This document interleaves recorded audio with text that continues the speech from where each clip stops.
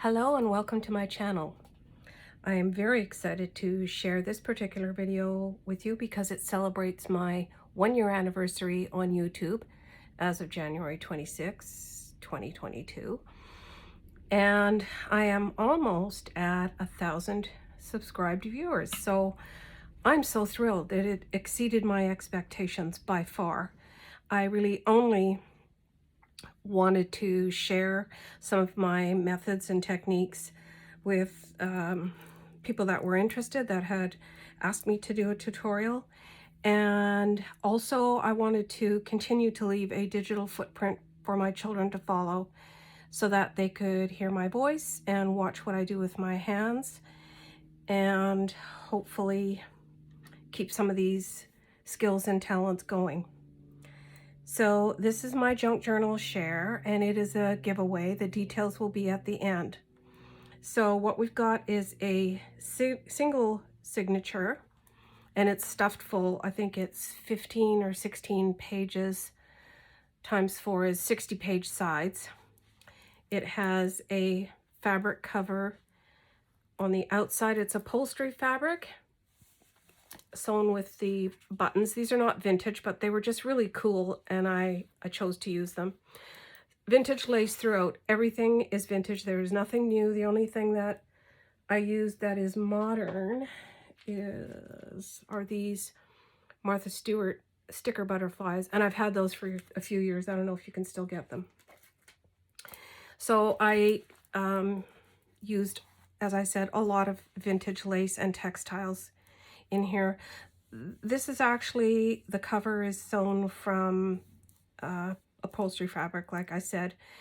And the best way to finish the edges is to cut it exactly the size of your base cover, and then serge the edges, because it just frays and is just very thick, coarse threads if you don't do that. And I've done it both ways, and they're both good, but you do definitely have to cover it with some kind of lace or textile trim so that it doesn't continue to fray once the journal is used as it is intended. So on the front, I have sewn a doily, and the doily came from a larger piece that had, I think, 6 or 9 other doilies in it. So, I mean, if you're hunting around for vintage lace and you see a piece like that and you go, oh, it's kind of expensive, like $14, $18 or something, what I try to do is break it down as to how much each doily would cost me. And if I can live with $2 or $3 a doily, that's fine with me. So I feel that it goes a long way, and then I can be generous and share it with others too. I also had quite a few of these appliques that I cut apart, and they are some kind of a Cluny daisy, that I know for sure. And then just 6 or 7 different pieces collaged onto the front, soft finish. And the other item that I had considered putting on it was just a big flower, a beautiful fabric and lace flower, but I just felt it was kind of understated. And so I chose to do a collaged image and fray the edges and go this route. The tie closure is a lace scarf that I have, vintage lace scarf that I've just cut into strips. And I've included some of my very special, beautiful beaded dangles from Sheila onto the actual tie. You can move them around if they bug you or if they get caught. Whoever ends up with this journal can, they're removable, definitely. We've got some cute little beads on the bottom. And let's go and have a look inside. I did consider doing a journal based on a tea theme, because that is my #1 video with the highest views. And actually, I've got 5 videos with over 1,000 views, which just blows me away. I mean, I thought if I even had 20 or 25 people that wanted to watch what I create would be phenomenal. So, as I said, I feel so very blessed and grateful, of course, and humbled and all of that. But also, it's just such a validation and endorsement of what we're doing in the junk journal community. So I just want to encourage you, if there's anybody out there thinking, oh, I should try that, don't hold back, because it'll blow you away, the results. Inside we've got my Craftex base. I love to use it because it's so sturdy and it's still flexible. It's lightweight, you know, it's not that heavy, this one, which is good. I've done some embossing here with gold in my beautiful new stamps from TaylorMade Journals. Thank you, Lorna. I use them throughout. This particular little tag, I've done 2 of them. I absolutely love this paper. I'm going to share where I got it from. This book is over 100 years old, and it was the inside of the cover, and I just ripped it out of the back and made 2 tags out of it because I just thought it was so stunning and it was the perfect color. My accent color is, I would call it a soft teal. It's not bright turquoise for sure, but it's a soft teal. And I've been wanting to do this color theme for a long time. I had quite a few digital kits that were already tea dyed, and I had cut the pages ahead of time. So this went very quickly for me. A lot of the decisions were very easy ones. Just some stamping on the back and a beautiful tab topper. I've also got a little personal note in this pocket for the recipient of this journal. And this is a beautiful, it's actually a napkin. I bought a set of 6 of them and just attached it on to the cover. And I do that before I do the final sewing of the outside cover. Also, I did this collage here. I did it piece by piece, glued it on, and then I sewed around, and then just glued it on to attach it, because it was a little bit of an afterthought. Like I said, I was considering using the flower instead, but I love the results. Super pleased with it. So here we go. We've got some fabric tags, and I used my beautiful embellished textiles, silk textiles from Sheila Gingrich as the bases, and some of her velvet, and stamped on the back, some vintage lace on the top. And this just shows you that these act as a belly band, and you can put whatever journaling cards you want inside there, and just stitched around. Got some beautiful lace here from a special friend, and I just ran some seam binding through it. And then I made these little tiny tags with a vintage button out of leftover scrappy pieces from, looking for the rest of my, there we go, from the Edith Holden book page. You know how you cut it out and then there's so many border edges? Well, check these out. I made a whole slew of them because they were just so sweet and so easy. So if you have this little punch from Hobby Lobby, it's just a small tag punch. You can do these yourself, punch a hole in the top, put a bulb pin through it, and you're on your way. I just think they're so sweet. So that's there. Then I had these butterflies that I had made, and I made a whole bunch more for this journal. I just had an idea in my head of how to leave them extending over the side of the page. I just thought that was really sweet, so I did make some of these. And then on the back, they're just the one color, so they're silhouetted in black. These are die cuts that I've made. Some Shakespeare book page, some of the words I've used from this kit. I believe this is Dreams, Etc. One of the first digital kits I ever bought, and I think I printed it out 5 times for one of the journals that I made. It was absolutely massive, and then I liked it so much I printed it out more. So I use it here and there, and I still absolutely love it. It's one of my favorite kits. We've got some antique book paper, or sorry, music paper, and it was the kind that is quite brittle. As soon as you fold it, it cracks. So I just used some washi tape here and wherever I folded it and creased it, which is fine. This part of the page is very durable. And then here I've got a side tuck with some beautiful mint colored vintage lace and an applique. And then I used my French Invoice digital kit. I think these are, oh boy, are they Ruby and Pearl? Ruby and Pearl Chapter 1. Oh, I hope I'm right. One of those lovely artists. And then this is some of my fibers that I've got been using from Russia. And I found the easiest way to take this on and off is just to slide it off, kind of bend it, and then slide it back on again. And I just stamped it on the inside. So lots of journaling space there. And again, just go like so. It's so beautiful, the fibers, but they also get tangled up if you don't do it carefully. So that's my little tip. And then we've just got some journaling space, an applique, and some beautiful turquoise vintage lace. Absolutely love it.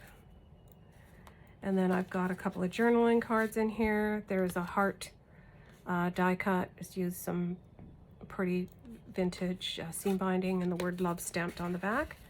Because it's close to Valentine's Day, I just thought I'd add that in as part of the theme. This is from the book that I showed you earlier, where I used the inside cover for a tag.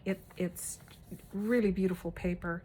Just feels so nice and soft and old. And a couple of journaling pages. And then we've got a tall tag here. And I ruched up some seam binding, put a little butterfly sticker applique on over top. Used one of these tiny tags and just a very plain tag that you can use for journaling. Added a vintage button and some bias tape up at the top. This is just some vintage paper, a paper pad that I had. I didn't buy anything new for this project. I used exactly what I had on hand, and it went very, very quickly and came together very nicely. This is what I envisioned with the butterflies, and I'm so pleased. I think it turned out quite lovely. So lots of room for journaling. Then we've got some vintage lace and trim. Here's another scarf that I cut up and just attached to some dry embossed paper. You run that through your die cutting machine, just in case you are not familiar with it. And then just stamped on the back with a graphic 45 stamp. Some journaling cards fit in there nicely, and it can just be tucked up inside here. And then here I've done some decoupage on mixed media paper. If you've ever used the heavyweight, it's fabulous for doing what I call, well, I don't call it that, but the iron-on decoupage technique, where you paint your tag or your surface with full-strength Mod Podge, let it dry, and then you put your napkin over top of the tag, and then you do top and bottom with parchment paper and iron it, and you will get absolutely 0 wrinkles, and it sticks beautifully. So it just looks like soft fibered paper. It's really cool. And then just stitched around the outside, stamped the back, some vintage lace as the topper, and then I used some of the Tim Holtz paper dolls because I thought the wings were so sweet. And we've got some more vintage lace and an applique and some bias tape, seam binding running through here, paper punched edge. Here I've got some Robert Louis Stevenson book page, Treasure Island. This is some of my shimmer paper that I've sprayed. I did that in the summer because then I can let it dry outside where it's warmer. And then just stitched around with this beautiful vintage lace. In this pocket here, I have done a little bit of a belly band added to the silk textile. What I did with these tags differently was I wrapped them. So I cut out my template for my tag, attached the textile, and I've been using this glue to just put it in place because it disappears, doesn't stay purple, and then I take it to my sewing machine and sew around it. And then I also back it before I sew it, and that way it doesn't fray so much.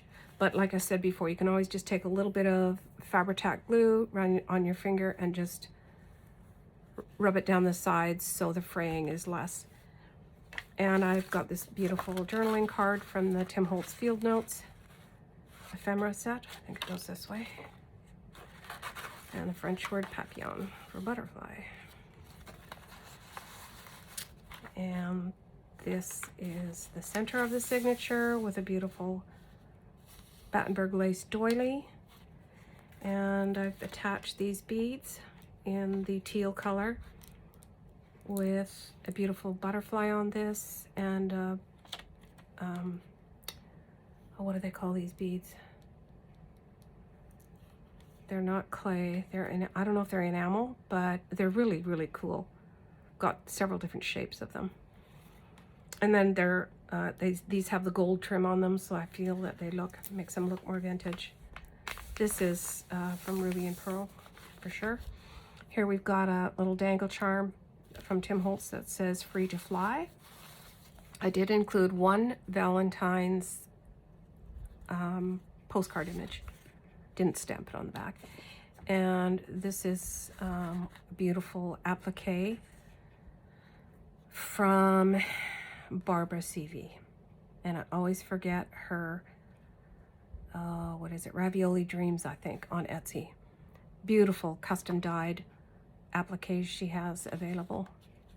And that just tucks in there. And all vintage lace, as I said. And the back side of the shimmer paper and the word dream, book page, journaling page, another butterfly girl, decoupaged, and one of Lorna's beautiful stamps on the back. Vintage lace and seam binding. And we've got another embossed tag here with the belly band. And this journaling card has botanicals on it. You can put whatever you want inside here. And just the dangly lace trim. So cool. A little sticky though. And I just used some washi tape with butterflies on it on the back. And the word hope. Another side tuck with this beautiful mint colored vintage lace and an applique. Another envelope that just folds out for journaling, and just a very plain tag with some vintage lace trim at the top. Sits inside here. Another tall tag. This one has a tiny little butterfly tag made out of the Edith Holden book page, and an applique sticker with the seam binding ruching. I don't think I stamped that on the back. No, I didn't. Had to make it a little wider than normal just so it would stay in the pocket nicely. Some more journaling paper. And another heart-shaped die cut card with some beautiful vintage velvet topping here. Journaling card. And I did do one tab made out of some lovely lace on the side there. And this little sentiment says Vintage Ladies Journal. Some more of these butterflies that hang over the page. So they're cute from the front and the back. And then I've got some lovely vintage lace attached to the paper clip here, holding in these 2 extra pages for journaling. Just lined journal paper and a booklet made from the French invoices. Book page, another butterfly in gold, and the last fabric tag here. I included a little bit of a journaling card with some various stages of a butterfly on there, and some lovely velvet, vintage lace, seam binding, and another tiny tag with a cute little vintage button. And then in the back pocket, I absolutely love this vintage lace. It's so stunning. And I wanted to include this little card, but it's very catchy on the lace. So I just put it in between an antique envelope. Doesn't have anything inside it. You can tuck this card in there if you like. And then just some music paper, antique music paper. I think it's from an old hymnal. So very cool. So the ephemera, of course, can be moved around. You know, you can use it elsewhere, add to it. Lots of room to add to it. I actually made this a little wider than I intended to. It's got a 1.5 inch spine, and I was going to do 1.25, but it allows a lot of room for adding to it. So I hope you like the journal, and I hope you like my video share of it. What you can do if you're interested in winning this is you have to be a subscriber and you need to leave a comment. And what I would request that you include in your comment is, what is your favorite part about this journal? What do you like? Which feature do you like the best? If you could note that in your comment, I'd really appreciate it. And today is Sunday, I think it's the 29th of January. I'm going to give it 1 week. So I will do a draw next Sunday. I believe it's February the 5th. And I will do it online. So you'll see the process of how I do it. Write everybody's name out, put it in a bowl, and get another person other than myself to pick out the winner. So I hope you like it. And I'm wishing everyone good luck on your entry. And I'm excited to hear the feedback of your comments. Thank you so much for watching, for encouraging, supporting me, and for subscribing. I appreciate it more than you can imagine. Have a fabulous week. Bye for now.